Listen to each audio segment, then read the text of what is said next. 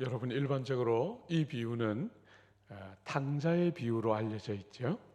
그래서 사람들은 둘째가 당자다 이렇게 생각하지만, 저는 이 본문을 아들 둘이 다 당자다, 두 번째 아들만 당자가 아니라 첫째 아들도 당자다 하는 관점에서 잃어버린 두 아들의 비유하고 이 본문을 보려고 합니다. 이 비유는 당시의 문화를 알면 굉장히 여러 가지 파격적인 내용이 들어 있습니다. 여러분, 그 중에 첫 번째가 뭐냐면 12절 한번 보세요. 그 둘째가 아버지에게 말하되 재산 중에서 내게 돌아올 분깃을 내게 주소서 하는지라. 여러분, 보통 부모의 재산을 자녀들이 분깃을 받을 때 언제 받습니까? 돌아가시고 나면 받는 거잖아요. 그죠? 그런데 살아계신 아버지께 분깃을 달라 하는 것은 아버지의 재산은 원하고 아버지는 원치 않는다는 굉장히 파격적인 말이죠. 그죠? 아주 불효막심한 이야기를 둘째 아들이 지금 하고 있는 거죠. 그러면 보통은 이 시절의 어른들은 그 아들을 아주 혼을 내어서 내어 쫓는 것이 일반적인데, 아버지는 둘째 아들보다 더 파격적이에요. 어떻게 했습니까? 여러분, 아버지가 그 살림을 각각 나누어 주었다. 아버지가 아들을 꾸짖어서 내보내지 않고 아들이 원하는 대로 재산을 나누어 줬어요. 여러분, 재산을 딱 아버지의 재산을 받은 아들이 어떻게 했습니까?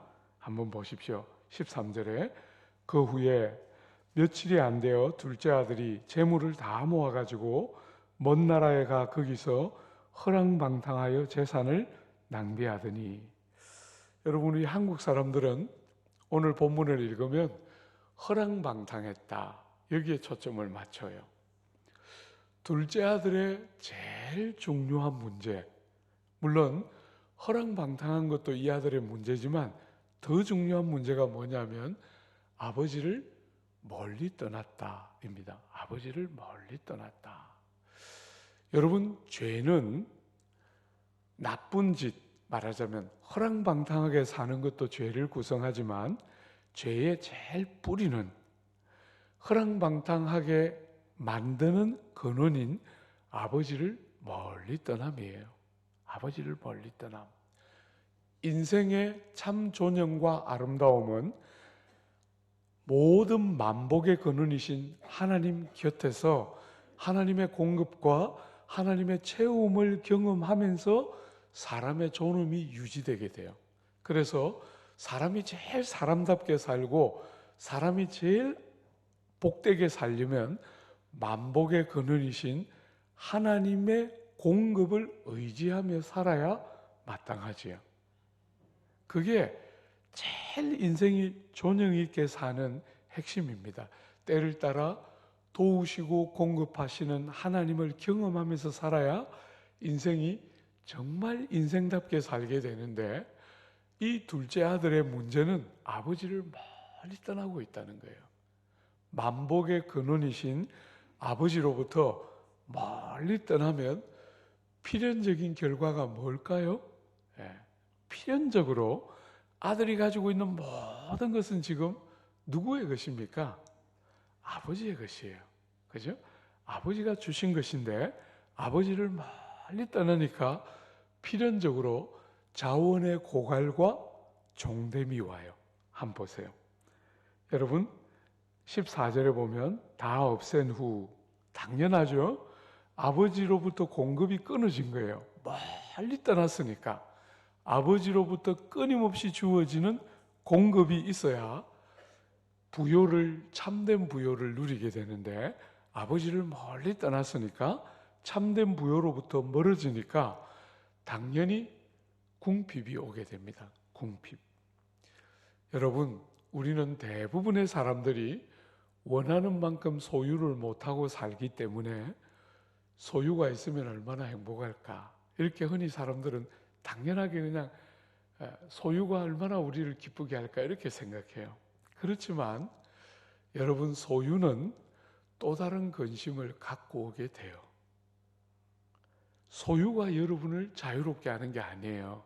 소유는 또 다른 근심을 가져와서 우리를 또 얽매게 돼요. 여러분, 제가 전도사 생활을 할 때 아내랑 제가 같은 대학을 나왔거든요. 같은 해에 졸업을 했어요. 그런데 아내는 첫 월급을 받아왔는데 80만 원 받아왔어요. 저는 첫 월급을 받았는데 13만 원. 예. 우리가 같은 대학을 나왔는데 이 사람은 80만 원, 저는 전도사 하면서 13만 원 주더라고요. 예. 참 정말 이렇게 유학 가기 전까지 목돈이라는 걸 거의 만져본 적이 없어요. 예. 거의 뭐 돈이 모일 틈이 없이 그냥 사례를 받으면 금방 나가버리고 금방 나가버리고 그러더라고요. 근데 제가 유학을 간다 그러니까 우리 사랑하는 지체들이 돈을 모아서 저한테 500만 원이나 되는 거금을 줬어요. 제가 그 당시에 거의 만져본 적이 없는 굉장히 큰 돈이죠. 500만 원을 딱 집에 장롱에 얼마나 꽁꽁 숨겨놨겠어요. 그죠? 목돈이니까. 그 토요일 날 지체들이 줘서 그걸 받아서 장롱에 넣어놓고 주일날 예배 드리러 갔는데 예배 완전히 망쳤어요. 예. 그 집에 한 번도 도둑이 안 들었거든요. 예배당에 와서 앉아 있는데 자꾸 도둑이 들어서 그 돈을 만지는 거예요. 예? 야, 그때 제가 깨달았어요. 돈 있는 사람 참 힘들겠구나. 그 넣어놓은 돈을 누가 그 끄집어 나가요. 그죠? 아무도 한 번도 그 도둑 안 든 집이었는데 그날따라 돈 거기 넣어두고 오니까 도둑이 들어가서 자꾸 그 돈을 만지는 생각이 들면서 예배 완전히 망쳤어요. 사랑하는 여러분, 사람의 부요와 존영은 공급하시는 주님으로부터 때를 따라 공급이 일어날 때 유지되는 거지, 많은 소유가 자유를 주거나 존영을 주는 것이 아닌데도 세상은 자꾸 소유가 많아야 존영이 생긴다고 가르쳐요. 그러니까 이게 얼마나 영혼과 삶을 왜곡시키는지 몰라요. 사랑하는 여러분, 이 아들은 아버지를 멀리 떠나자 필연적으로 그 모든 것을 공급하시는 아버지로부터 멀어졌기 때문에 자원의 고갈을 경험하고, 자원의 고갈이 오니까 그를 기다리고 있는 것이 뭡니까? 한번 보십시오. 여러분, 15절에 가서 그 나라 백성 중 한 사람에게 붙여 사니 그가 들로 보내어 돼지를 치게 하였는데, 여러분이 아시는 것처럼 유대인들에게 돼지는 부정한 짐승이에요. 그래서 먹지 않습니다. 돼지를 치지 않습니다. 유대인들은. 이방인들이나 하는 것이죠. 그죠? 그런데 돼지를 치니까 제일 정말 허드렛 일을 하는 자리로 굴러 떨어져 있는 거죠. 자원의 고갈이 오고 필연적으로 세상과 사람의 종이 됩니다. 여러분, 아버지 한 분 곁에서 아버지 한 분을 섬기면 되는 사람이었는데 아버지를 멀리 떠나니까 세상의 종이 됩니다. 세상의 종. 사랑하는 여러분, 하나님을 섬기고 하나님을 바른 관계 아래 머물러 있는 것이 이 세상 모든 것을 가진 것보다 더 귀한데도 사람들은 아버지를 멀리 떠나서 세상에 종된 삶이 더 기쁨이 있는 것처럼 사는 것이 이 둘째 아들 혹은 세상의 보편적인 어리석은 사람들의 삶의 모습이에요. 사랑하는 여러분, 죄가 허랑방탕함도 죄를 구성하지만 죄의 뿌리가 아버지를 멀리 떠남이라면 회개는 뭐겠습니까? 회개. 돌이킴은 뭘까요? 돌이킴은 아버지께로 돌아감이겠지요. 그죠? 허랑방탕한 생활을 하지 않음, 윤리적이고 도덕적으로 조금 착하게 삶, 이것이 지금 핵심이 아니고, 그것도 물론 들어있는 부분이지만 핵심은 아버지께 가까이 나아감. 이어야 여러분이 예수 믿고 회개하고 돌이킨 삶의 핵심은 아버지를 친밀히 누리고 가까이함. 이게 여러분들에게 드러나야 그게 진짜 예수 믿는 표시가 나는 거겠지요. 그죠? 한번 보세요. 여러분이 당자가 둘째 아들이 깨닫고 아버지께로 돌아가고 있어요. 돌아갈 때 그냥 돌아가지 않고 대사를 외웁니다. 죄를 자백하는 대사를 외웁니다. 한번 보십시오. 18절에 내가 일어나 아버지께 가서 이르기를 아버지 내가 하늘과 아버지께 죄를 지었사오니 지금부터는 아버지의 아들이라 일컬음을 감당하지 못하겠나이다. 나를 품꾼의 하나로 보소서 하리라. 대사를 이렇게 딱 결심했어요. 죄를 지었습니다. 하늘의 아버지께 죄 지었고 하나님께 죄를 지었습니다. 이제 나는 더 이상 아들이 아니고 종 중에 하나입니다. 이렇게 대사를 딱 외웠어요. 내가 이렇게 죄를 자복하리라 딱 결심하고 아버지께 돌아갔는데 아버지가 어떻게 하고 있습니까? 한번 보십시오. 여러분, 이에 일어나 아버지께 돌아가니라. 아직 거리가 먼데 아버지가 그를 보고 측은히 여겨 달려가 목을 안고 입을 맞추니. 여러분, 이게 그 당시의 문화에서 보면 이건 굉장히 파격적인 거예요. 여러분, 이 시대의 아버지는 뛰는 아버지가 아니에요. 우리가 어릴 때만 해도 기억나죠, 그죠? 우리 어릴 때만 해도 어르신들은 안 뛰었어요. 뛰는 것은 경망하고 채신머리가 없는 거죠. 아버지는 이 당시 그 지역의 유지에 해당되는 아버지는 아무리 급한 일이 있어도 뛰지 않고 천천히 걷는, 그게 바로 그 아버지의 권위와 권세의 중요한 상징인데 이 아버지는 아들이 돌아오는 것을 기다리지 못해요. 멀리서 아들이 보이자 아버지가 아들을 기다리지 못하고 뛰어가서 맞아요.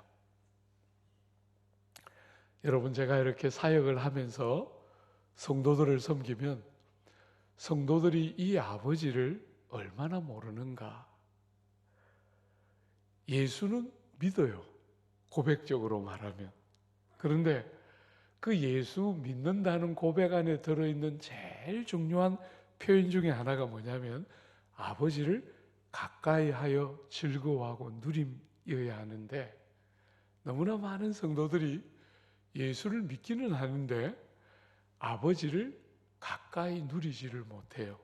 저 문간방에 아무렇게나 앉아 있다가 눈치만 실컷 보고 그냥 몰래 뒷걸음질 쳐 도망가는 그런 아들의 모습을 너무너무 많이 보게 돼요. 성도들이 아버지께로 돌아와서 아버지를 누려야 신앙의 감격과 기쁨이 뭔지를 알 텐데 아버지를 누리는 것이 뭔지를 몰라요. 너무나 많은 사람들이 신앙생활을 하는데 일정한 정도의 죄책감을 마음에 이렇게 가지고 눈치만 보면서 아버지를 아버지라고 누리지를 못해요. 여러분, 제가 섬기는 남서울 교회는 여러분보다 조금 예배당이 조금 더 커요. 근데 저는 제가 늘 어디에 앉느냐면 저쪽 한쪽 기퉁이에 이렇게 앉아 있어요. 우리 부목사님들이 몇 분 계신데 그분들이 설교하다가 저하고 눈이 딱 마주치면 숨이 딱 멎는다 그래요. 그래서 본문을 잃어버린다 그래서 저쪽 한쪽 기퉁에서 가능하면 잘 눈이 안 마주칠 곳에 주로 이렇게 앉아 있어요. 그런데 여러분, 제가 새벽 예배를 올 때는 그렇게 하지 않습니다. 제가 예배 때는 주로 부목사님들이 저녁에 설교하고 이럴 때는 저쪽 한쪽 기퉁이에 가능하면 부목사님들 눈에 안 띄려고 이렇게 앉지만 새벽 기도 올 때는 그렇게 안 합니다, 여러분. 제가 예배당 본당의 제일 중심에 있는 문을 딱 열고 절대로 옆문도 안 열어요. 제일 중간에 있는 문을 딱 열고 여기 예배당의 제일 센터에 해당되는 정중앙에 딱 앉아서 부목사님들이 새벽 기도할 때 눈 딱 들면 바로 보이는 곳에 제가 딱 앉아서 제가 그렇게 새벽 기도를 꼭 그렇게 해요. 내 아버지의 집에 와서 저쪽 한쪽 기퉁이에 있다가 그냥 몸둘 바를 몰라 하다가 조용히 사라지는 그렇게 하고 싶지 않고 내 아버지의 집에 와서 아버지 하고 절대로 남들이 모르는, 그죠? 그분과 나만이 아는 그 친밀함들 절대로 포기하고 싶지 않아서 예배당 제일 정중앙에 앉아서 내 아버지의 집에 온 아들처럼 기도하고 싶어서 그 자리에 이렇게 늘 앉아요. 부목사님들한테 너무 미안하죠. 예, 이렇게 눈을 뜨고 바라보고 있으니까 부목사님들이 담임 목사님이 저기 앉아서 내 설교 어떻게 하나 판단하나 보다 이렇게 생각할지 모르지만 어쨌거나 제가 말은 안 해요. 거기 딱 앉아서 제가 새벽 기도해요. 사랑하는 여러분, 얼마나 많은 사람들이 예수를 믿고 구원을 받는 도리를 천국을 그저 턱걸이 하는 것처럼 생각해요. 어떻게 하다가 예수를 믿어서 죄는 용서됐지만 너무 면목 없고 너무 죄송하고 몸둘 바를 모르겠는 그런 신앙생활을 너무너무 많이 해요. 주 안에 사랑하는 여러분, 기도의 골방에 나올 때 기다리지 못하고 뛰어나가는 아버지의 마음을 아십니까? 여러분이 예배의 존전으로 나올 때 티끌 같은 우리를, 아무 자격도 없는 우리들을 아들 하나님의 보혈로 정결하게 씻어서 우리 같은 자들을 자녀로 받으시고 그렇게 기다리지 못하고 즐거이 맞으시는 아버지의 마음이 뭔지 아십니까?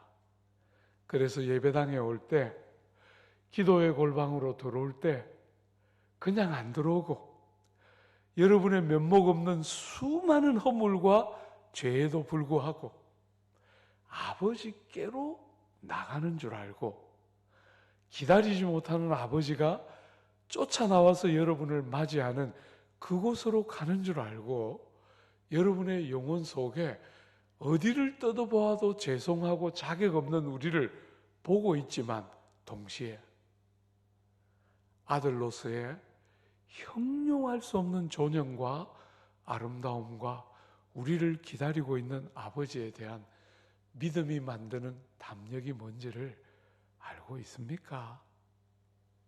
문을 열어젖히고 아버지 하고 들어와야 합니다. 그죠? 여러분, 제 사무실, 우리 교회에 오시면 제 사무실이 어디 있느냐 하면 직원들이 근무하는 사무실 안에 있어요. 그리고 그 사무실을 통과해서 비서의 방을 통과해서 제 방으로 들어와요. 아무도 제 방을 그냥 들어오지 않습니다. 그죠? 제 방을 그냥 들어오는 사람은 누굽니까? 제 아내와 자식들. 그냥 막 썩 들어오겠죠. 노크하고, 아무도 노크하고 기다리고 있지 않겠죠. 그게 그냥 문 열고 들어옵니다. 주 안에 사랑하는 여러분, 아버지의 집에 올 때 여러분이 어떻게 이 자리에 나오고 있습니까? 여러분만 보면 어느 시절 언제 봐도 무자격한 거 틀림없지요. 그죠? 저는 목사지만도 한 번씩 정말 저를 보면서 너무너무 실망스러울 때가 많아요. 나 같은 게 무슨 목사인가? 마음 아프고 너무 죄송하고 할 말이 없고. 그렇지만 기도의 골방으로 예배의 자리로 올 때 그런 저만 안 봐요. 그죠? 저는 정말 그런 사람이지요. 그렇지만 은혜가, 아버지의 그 귀한 사랑이 나 같은 사람을 얼마나 담력을 가지고 아버지 앞에 나오게 하는가.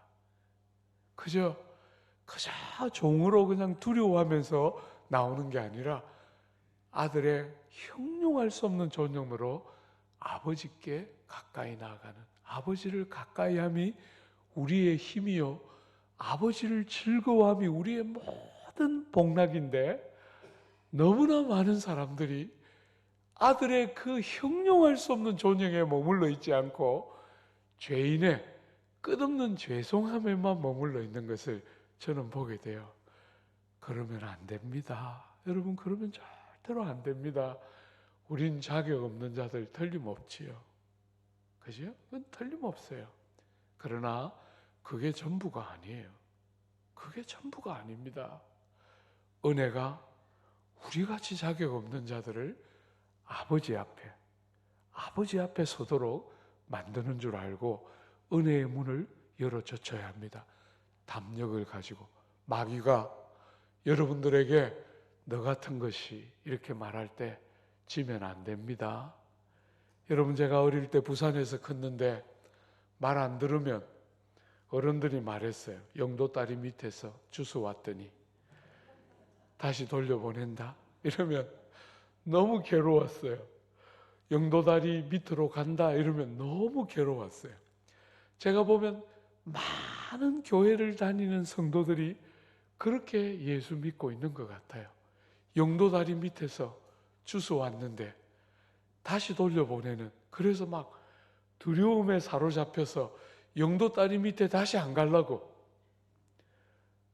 자식으로서의 아버지 품에 돌아온 자식으로서 아버지를 친밀히 하고 가까이 하고 우리의 모든 허물과 한계에도 불구하고 기다리지 못하고 달려와서 우리를 막고 있는 그 아버지의 마음을 너무나 못 누리는 그런 성도들을 저는 목회하면서 너무 많이 봐요.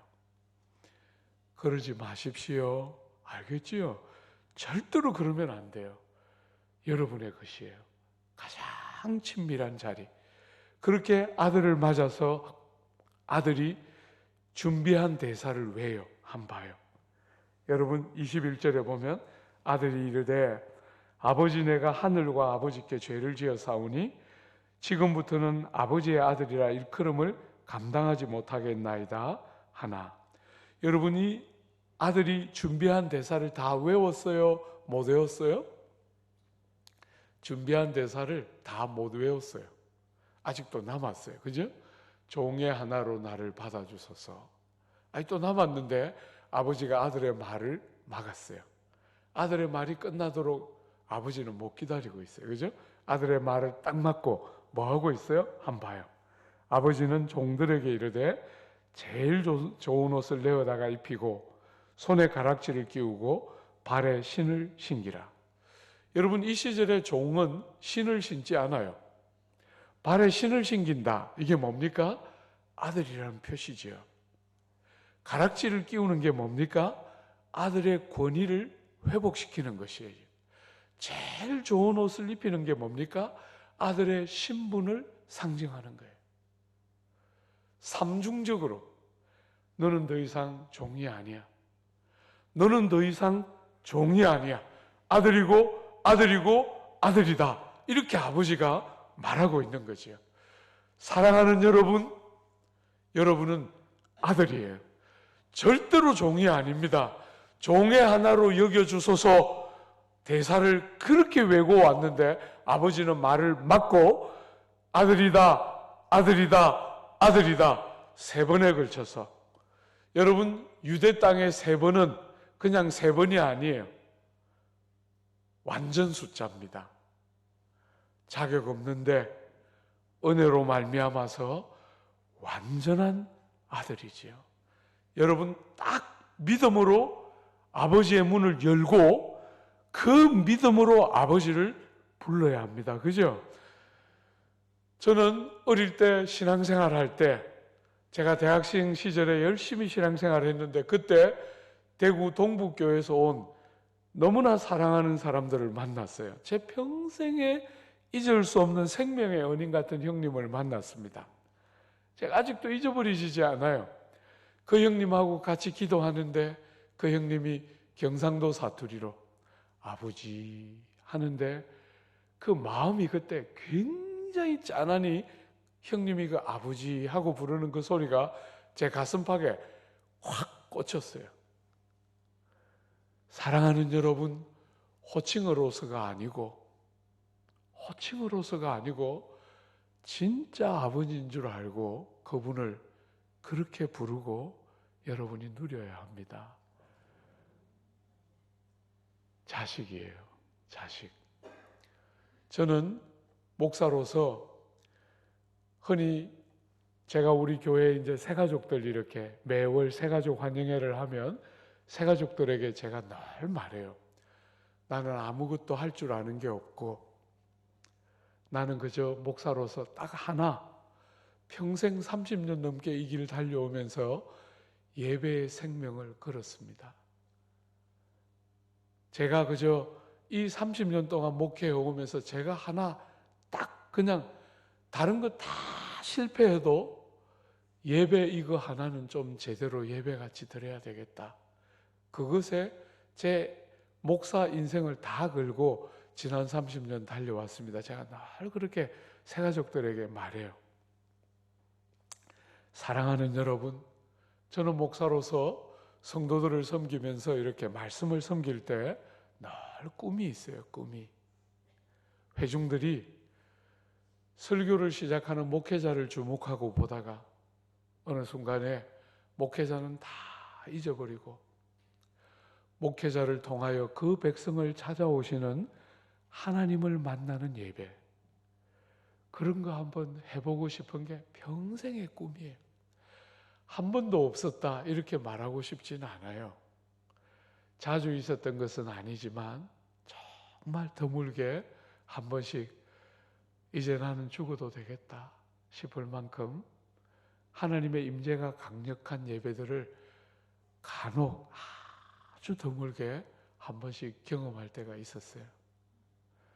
사랑하는 여러분, 우리의 예배는 그냥 순서를 따라 드리는, 그렇게 되면 예배가 되는 예배가 아니에요.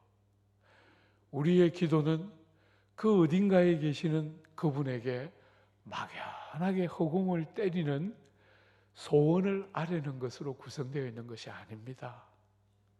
우리를 가까이 오도록 기다리지 못하시고 달려 나오시는 아버지를 만나는 현장이에요. 여러분이 지상을 살아가는 동안 예배와 여러분의 골방은 세상 최고의 현장이라고 성경은 말하고 있어요. 그거 못 누리니까 예수 믿는 맛을 못 누리는 거예요. 그거 못 누리니까. 예배가 그분을 만나는 현장이 되고 여러분의 기도의 골방이 그분을 만나는 현장이 되어야 세상이 살 맛이 나지. 여러분들이 그냥 남들이 부러워하는 돈 그냥 벌어서 남들이 부러워하는 집에서 산다고 해서 여러분의 인생이 행복하고 복락이 있는 게 아니에요. 사랑하는 여러분, 여러분이 그렇게 좋아하는 남자와 여자를 만나서 결혼해 보니까 행복합니까? 제가 이렇게 집회 다닐 때 제일 미워하는 사람들이 있어요. 목사님, 저는 다시 태어나도 저 남자하고 결혼할 거예요. 이런 것들 만나면 제가 진짜 미워해요. 감사하게도 많지가 않아서 미워할 사람들이 그렇게 많지는 않아요. 사랑하는 여러분, 그렇게 귀한 사람 만나서 가정을 꾸려서 살아도 몇 달 지나고 1년 지나고 2년 지나면 그 생생한 가슴 설레임이 사라지잖아요. 그죠? 그런 것이 우리 인생을 진짜 행복하게 할 수가 없는 거예요. 아버지의 면전에 아버지가 경험되면서 아버지로부터 모든 좋은 것들이 시와 때를 따라 공급되기 시작할 때 우리의 영혼 속에, 우리의 삶에 진짜 인생의 복락과 종기가 회복되기 시작하면서 살만한 영광들이 경험되게 돼요. 부자든지 가난한 자든지 병들든지 건강하든지 관계없이. 사랑하는 여러분, 이민아 목사라고 아십니까? 여러분이 잘 아는 이어령 선생의 딸이에요. 그 딸이 결혼해가지고 남편하고 이혼하고 인생의 어려운 세월을 지나가다가 주님을 뜨겁게 경험해요. 그런데 그 주님을 누리면서 그렇게 행복하게 살다가 암을 얻어서 젊은 나이에 죽어요. 물론 젊다 할 수는 없지만 그래도 요즘 같은 시대에 젊은 나이에 죽죠. 그런데 그 젊은 나이에 죽는데 평생을 주님과 관계없는 이어령 선생이 그 딸을 보면서 예수를 믿게 돼요. 그 딸이 암이라는 그 중병이 들었는데 치료를 거절해요. 치료 안 해요. 내가 주님 품에 가는데, 아버지 품에 가는데 하고 싶지 않다 그러면서 그 사랑하는 아버지에게 내가 이렇게 사랑하는 우리 예수 아버지 꼭 믿어야 돼요. 그러자 그 아버지가 예수 믿게 돼요. 주 안에 사랑하는 여러분, 세상을 사는 일에 뭐가 새로울 것이 있습니까? 세상에 뭐가 새로울 게 있습니까? 세상은 뭐 이게 발명되어서 뭐 이게 좋고 저거 발명되어서 저거 좋다 그러지만 뭐가 그래 좋은 게 있습니까? 아버지의 품보다 더 좋은 것이 없는데 너무나 많은 성도들이 그게 뭔지를 모르고 예수 믿는다는 거예요. 아버지 품에 모든 게 다 있는데 제가 대학을 졸업하고 신학교에 가서 여러분 제가 일반 학부를 했거든요. 정치 외교학을 전공했는데 일반 학부를 졸업하고 신학교에 가서 신학을 공부하면서 제 마음을 사로잡은 것은 강해 설교였어요. 여러분 보는 것처럼 저는 이렇게 본문을 하나하나 읽어가면서 성경을 설명하잖아요. 그죠? 이게 제가 대학 다닐 때부터 마음에 꽂혔어요. 그래서 강해 설교를 해야 되겠다 이렇게 생각했는데 저를 사랑하는 친구들이 다 반대하는 거예요. 한국에서는 강해 설교 안 된다. 강해 설교를 하려면 기본적으로 시간이 좀 길어야 되거든요. 긴 설교 좋아하는 성도들이 한국에 어디 있습니까? 그죠? 설교가 길고 두 번째로 이 강해 설교는 이렇게 본문을 잘 설명하면서 여러분들을 설득시키는 것이 굉장히 중요한 강해 설교의 한 포인트 중에 하나예요. 그런데 한국 사람들은 지성적인 사람들이 아니고 감성적인 사람들이기 때문에 설득하고 이런 것보다도 뭔가 모르게 마음에 뭔가 이렇게 탁 따뜻한 어떤 감동이 탁 와서 그래야지 이렇게 해야 한국 사람들이 더 좋아하지 설명하면서 설득시키는 거 한국 사람들 안 좋아한다. 그래서 결론이 뭐고? 대부분의 한국 사람들은 그러니까 강해 설교하면 너 목회 성공 못해. 다 말렸어요. 여러분 제가 집에 가서 혼자 고민 많이 했어요.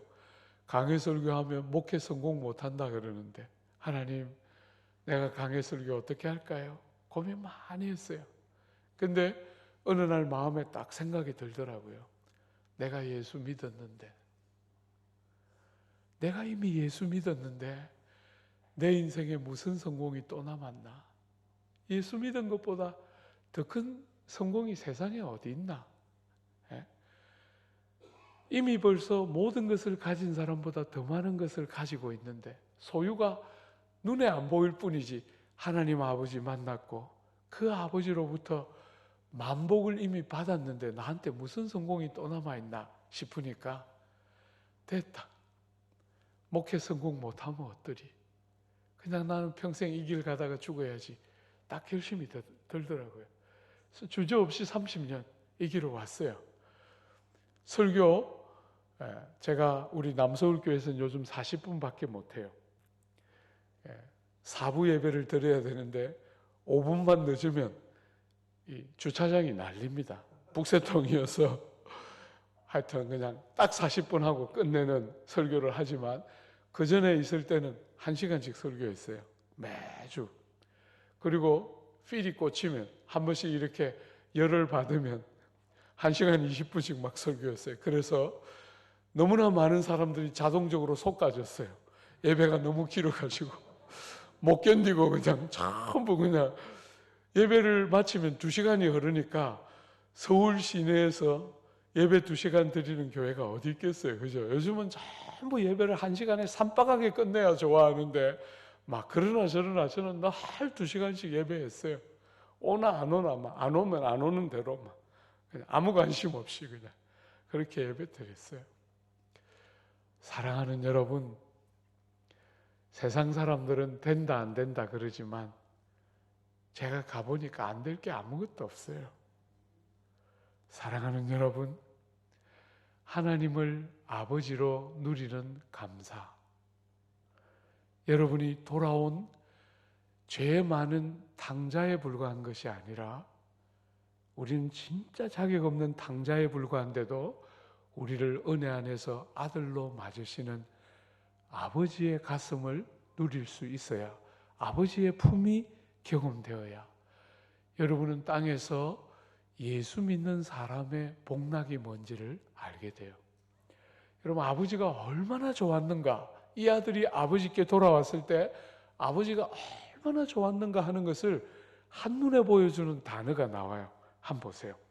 여러분, 23절 우리 같이 한 번만 읽어볼까요? 그리고 살진 송아지를 끌어다가 잡으라, 우리가 먹고 즐기자.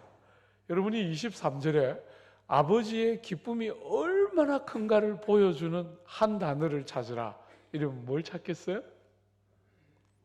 단어가 몇 개 없으니까 굉장히 쉽죠? 네. 뭘까요? 우리 문화가 스테이크를 먹는 문화가 아니기 때문에 이걸 쉽게 못 찾는 거예요. 굉장히 단어도 몇 개 안 되니까 쉽게 찾을 수 있는데, 여러분, 스테이크를 먹는, 말하자면 소고기를 먹는 문화 안에서 제일 최고급 소고기, 그게 뭐겠어요? 송아지 요리예요. 송아지 요리. 그 중에서도 살진 송아지는 최고 중에서 최고죠.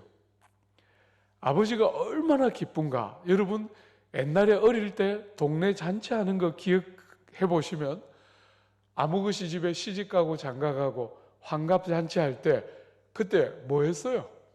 그때 대부분의 경우에 닭 잡았어요. 닭. 그래서 막 닭소리, 닭울음 소리가 온 동네에 가득했죠. 그죠?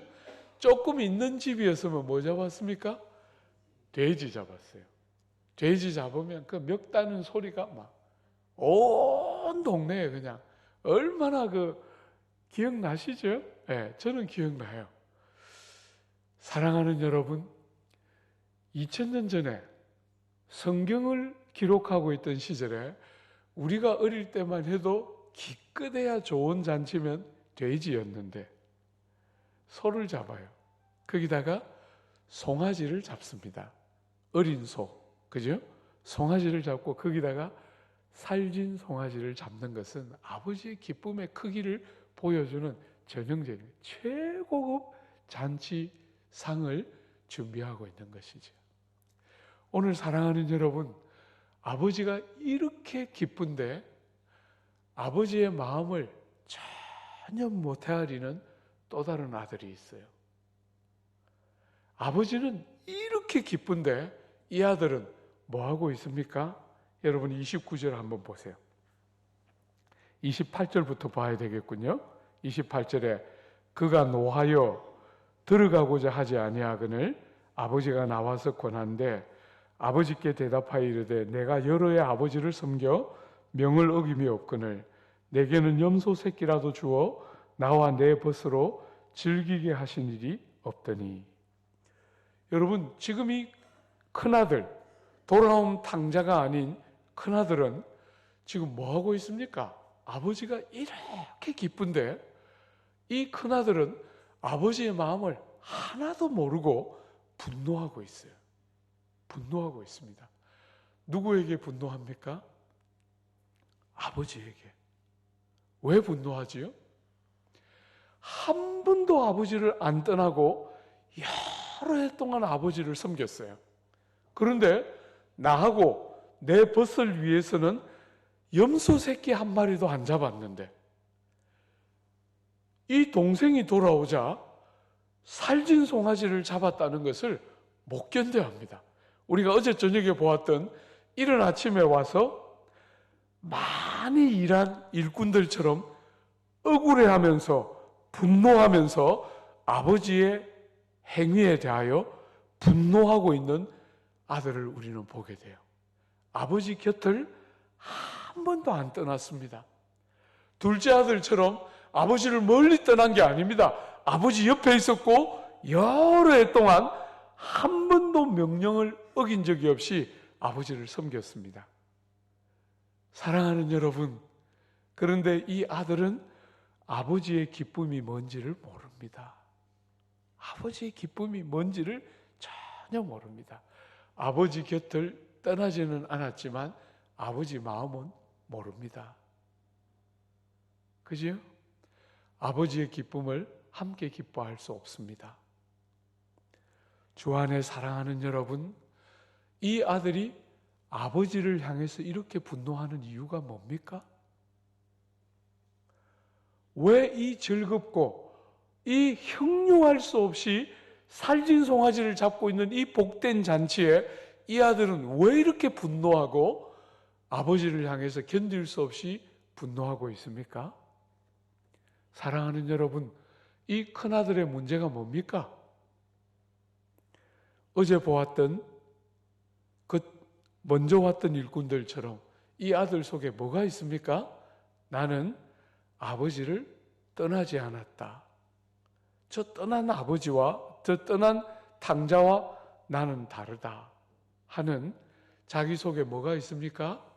자기의가 있습니다. 자기의. 여러분, 은혜가 통치하는 이 중요한 시대에 주님의 은혜가 어떤 죄인도 은혜 바깥에 머물러 있게 하지 않고 은혜 안으로 들어오도록 무차별적으로 길가에 가서 길을 지나가는 누구든지 다 불러와서 이 은혜의 하나님의 통치 안으로 불러오시는 이 너무나 복되고 영화로운 시대에 이 은혜의 시대를 걸려 넘어지는 자들이 누굽니까? 스스로 의와 자격이 있다고 믿는 자들이에요. 그들은 은혜가 초대하는 길가에 있는 어떤 사람들이나 다 불러오는 저는 자들, 병든 자들, 자격 없는 자들을 다 불러오는 이 은혜의 특별한 시대에 걸려 넘어지는데 자기 스스로 자격을 갖추고 있다 믿는 자들이에요. 나는 의롭다.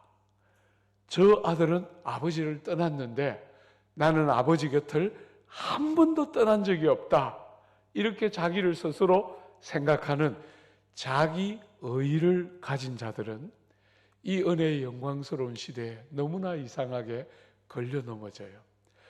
여러분, 제일 대표적인 인물이 누구지요?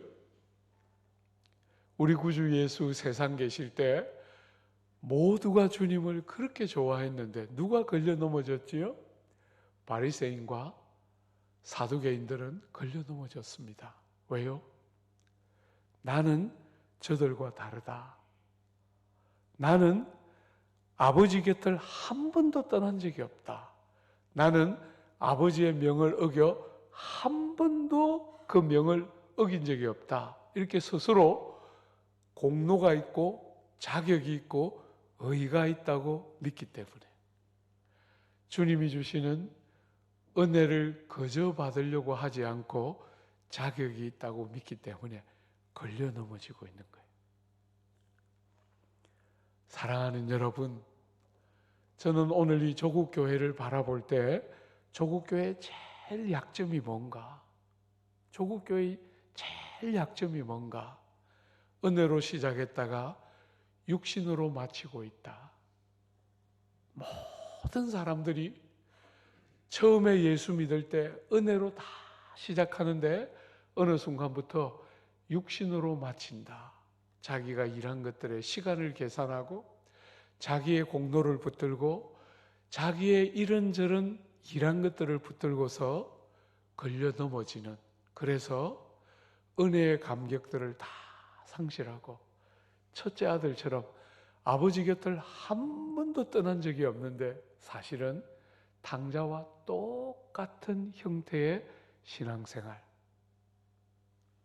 분노하고 억울해하고 왜 나는 이렇게 받아야 할 대접을 제대로 못 받나 억울해하는 이 어리석은 신앙생활을 너무나 많은 사람들이 하고 있다 보게 돼요. 사랑하는 여러분, 이 아버지를 향한 분노는 필연적으로 어디를 향하게 됩니까?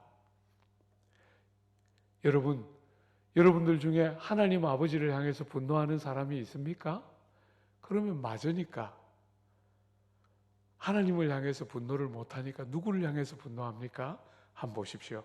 30절에 아버지의 살림을 장녀들과 함께 삼켜버린 이 아들이 돌아오매 이를 위하여 살진 송아지를 잡았나이다. 여러분, 여기에 한글 성경이 충분히 잘 드러내지 못하는 한 중요한 단어가 있는데, 이 아들이 할 때 이 아들이에요. 여러분, 영어로, 죄송합니다, 영어로 This son of yours 이렇게 돼 있어요. 이 당신의 아들이 돌아오매 이렇게 돼 있어요. 여러분, 이 아들은 This son of yours 일 뿐 아니라 My brother예요. 그죠? 내 형제입니다. 그런데 My brother 하고 부르지 않습니다. This son of yours, 이 당신의 아들 이렇게 불렀어요. 이 당신의 아들. 사랑하는 여러분, 하나님을 향하여 자격이 있고 자기 의가 있다고 믿는 사람들의 하나님을 향한 분노의 중요한 표현이 누구를 향해서? 옆에 있는 지체를 향해서 드러나게 돼요. 이런 사람들의 특징은 뭐냐면 용서하지 않아요. My brother 이렇게 부르지 않아요. This son of yours, 나하고 관계 짓고 싶어 하지 않습니다. 그죠? 하나님하고는 관계 지어주지만 나하고는 관계 지으려고 하지 않습니다. 사랑하는 여러분, 여러분의 신앙의 아주 중요한 리스머스 시험지는 여러분이 사람을 어떻게 대하는지를 보면 돼요. 우리의 신앙은 눈에 안 보이는 하나님을 막연하게 예배하고 막연하게 기도하는 것으로 끝이 아니에요. 여러분의 그 하나님을 대하는 자세는 바로 여러분의 이웃을 대하는 자세하고 맞닿아 있어요. 여러분이 첫째 아들은 둘째 아들을 용서하지 않습니다. 돌아왔는데 아버지는 용서하고 아버지는 받는 이 아들을 이 첫째 아들은 받지 않습니다. 용서하지 않습니다. 분노하고 정죄하고 미워합니다. 여러분이 사람을 어떻게 대하는가를 보면 여러분이 하나님을 어떻게 대하고 있는가 하는 시험지처럼 보이는 거예요. 사랑하는 여러분, 저는 여러분이 아시는 것처럼 내수동 교회라는 대학부에서 우리 이 목사님도 만나고 정말 제 생애에 목회를 하는, 지금 30년 동안 목회를 해왔던 제 그림책은 내수동 교회예요. 제가 자랐던 그 교회는 제가 늘 목회를 할 때 제가 그리는 목회의 핵심 중에 하나예요. 그때 그 사랑하는 형님과 누님들, 그 사랑하는 동생들을 만났던 그 공동체처럼 제가 지금 섬기는 남서울교회 그렇게 만들고 싶은 게 제 그림책이에요. 여러분, 저는 그곳에서 제 생애 처음으로 혈육보다도 저를 아껴주는 형들과 누나들을 만났어요. 사랑하는 여러분, 저는 5살 때 어머니와 아버지가 이혼을 해서 어머니 없이 컸어요. 홀아버지 손에서 컸습니다. 여러분이 주변에 그런 사람들 혹시 보신 분들은 알겠지만 홀 어머니 밑에서 크는 자식들은 좀 괜찮아요. 홀 아버지 밑에서 크는 자식들은 진짜 참 불쌍합니다.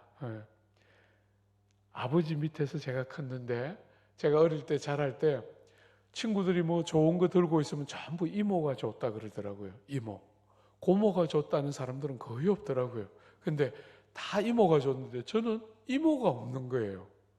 사실 엄마가 없는 거였죠. 그죠? 엄마가 없는데, 엄마가 없는 건 뭐 어릴 때부터 제가 인식하지 못할 때부터 없었으니까 엄마가 없는 건 불편하지 않았는데 선물 주는 이모가 없는 게 그렇게 아쉬웠어요. 어릴 때. 사랑하는 여러분, 그 엄마 없이 이렇게 평생 이렇게 컸는데, 저는 그 엄마 없이 컸기 때문에 여러 많은 아픔들을 갖고 컸지만 그런 제가 대학부에 딱 가서 엄마 없었는데 저를 그렇게 아껴줬던 누나들을 만났어요. 피 한 방울 안 섞였는데.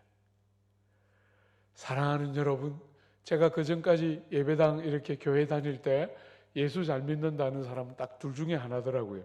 둘 중에 하나. 목이 쉬었거나 눈이 째졌거나. 예수 잘 믿는다는 사람들은 딱 둘 중에 하나였어요. 목이 쉬었거나 눈이 째졌거나. 기도를 얼마나 많이 하는지 다 목이 쉬었어요. 그런데 가까이 가고 싶지는 않아요. 눈이 째졌어요. 왜? 남 판단하느라. 자기는 안 보고 전부 남만 보니까 눈이 다 째졌더라고요. 그런 사람들만 실컷 보다가 내수동교회 대학부에 딱 갔는데 제가 하나님 앞에 기도했어요. 제가 잊지도 않아요. 하나님, 나도 저 형들하고 누나들처럼 예수 믿고 싶어요. 제 생애 처음으로 그렇게 기도했어요.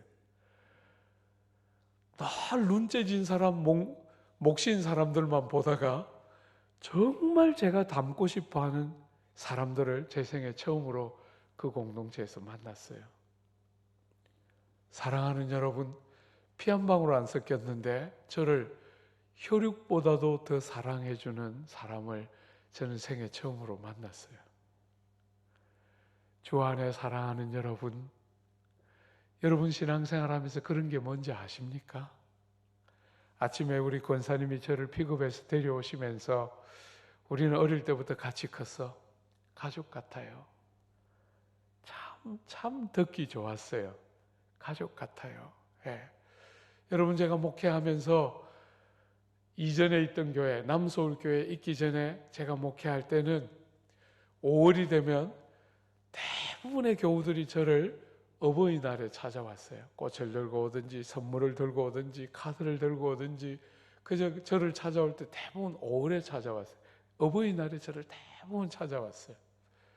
제가 남서울교회 오니까 규모가 약간 커졌잖아요. 이 교회는 5월에 어버이날에 저를 찾아오는 사람은 아무도 없어요. 다 스승의 날에 저를 찾아옵니다.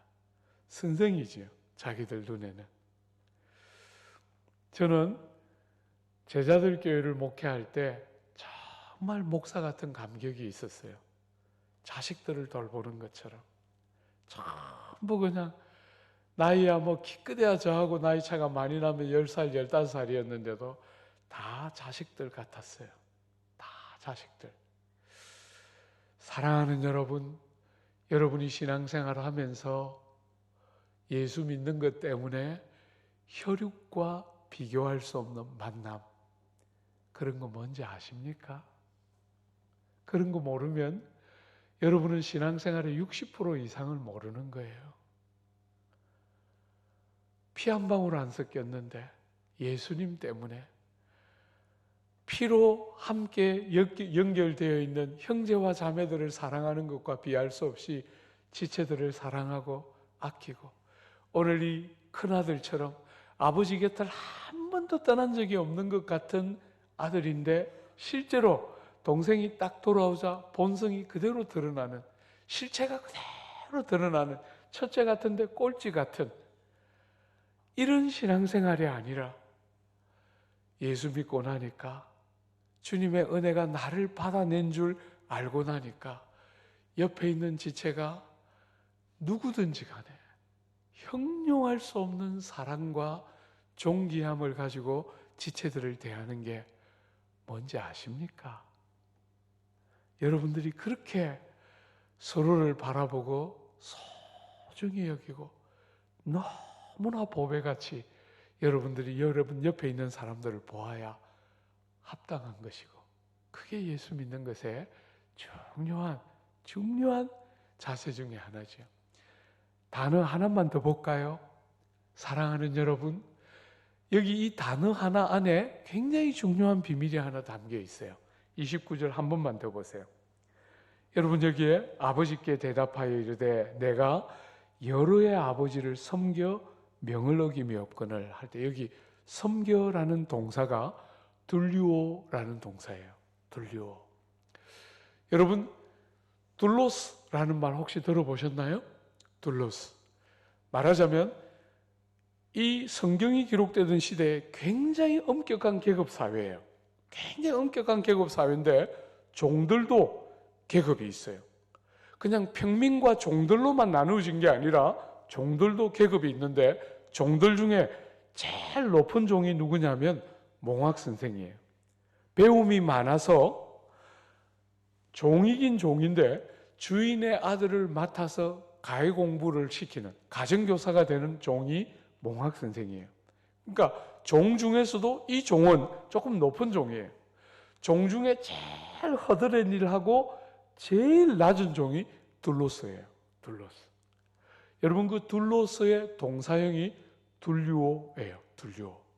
오늘 본문에 내가 아버지를 섬겨 명을 어기며 끈을 할 때 둘류오라는 동사를 썼어요.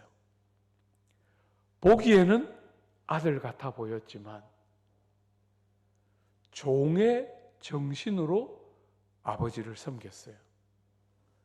아들처럼 아버지의 은택이 얼마나 크고 중한지를 알아서 아들의 정신을 가지고 아버지의 은혜에 감격하고 감사하면서 정말 무엇을 해도 할 도리를 했을 뿐입니다 하고 한 것이 아니라 종의 정신을 가지고 순종하지 아니하면 불이익을 받을까 매맞을까 두려워하면서 종의 정신으로 섬겼을 뿐이지 그 어디에도 은택에 대한 감사는 없고 아들이지만 종처럼 섬겼기 때문에 때가 되자 분노가 터져 나오는 것이지요. 주 안에 사랑하는 여러분, 아들 같아 보였지만 아버지 곁을 한 번도 떠나본 적이 없는 진짜 아들 같아 보였지만 명령을 어기지 않고 다 섬긴 것 같았지만 사랑하는 여러분, 아버지 가까이에 있는 진짜 또 다른 탕자가 이 아들이지요. 아버지의 마음을 하나도 모르고 아들처럼 아버지를 섬긴 것이 아니고 감격하고 감사하면서 섬긴 것이 아니고 불이익을 받지 않으려고 매맞지 않으려고 종처럼 섬겼기 때문에 그 안에 어떤 감격과 감동도 없이 종처럼 섬겼기 때문에 때가 되자 분노하고 있는 것이지요. 사랑하는 여러분, 저는 얼마나 많은 조국 교회에 있는 성도들이 교회 안에 있는 무리들이 종처럼 하나님의 눈치를 보고 하나님께 예쁜 짓에서 뭔가를 타내려고 하는 은혜가 통치하는 새로운 질서와 아무 관계없는 정신으로 하나님을 섬기기 때문에 첫째 아들처럼 때가 되면 분노하고 때가 되면 수고하고 땀 흘린 것 따지면서 옆에 있는 사람들을 정죄하고 용서하지 않으려고 하는 무수하게 많은 무리들을 목회하면서 만나게 돼요.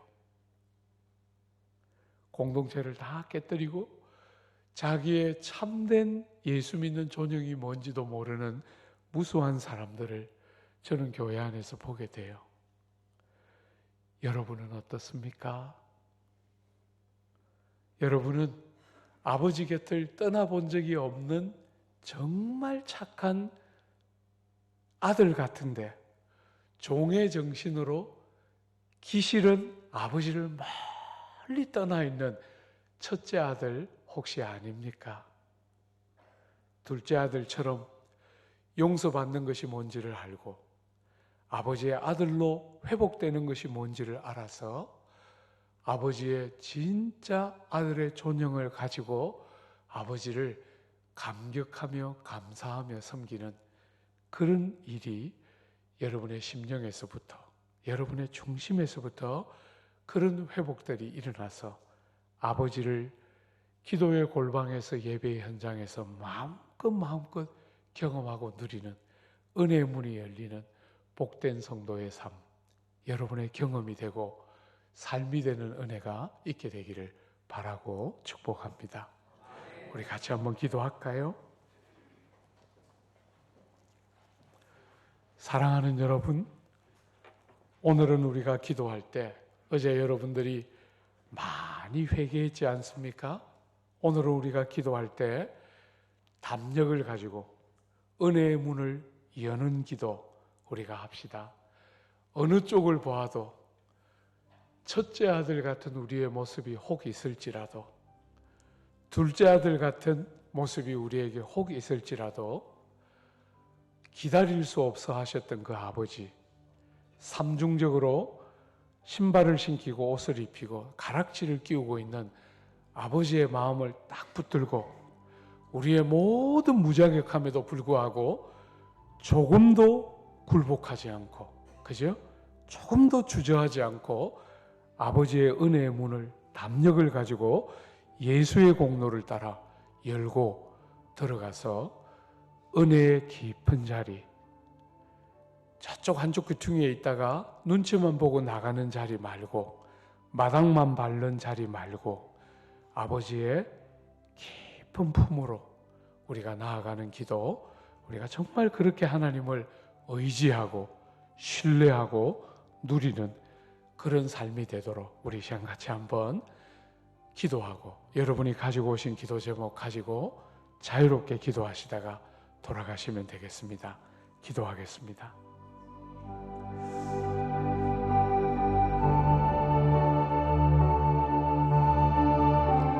하나님 아버지, 하나님 아버지,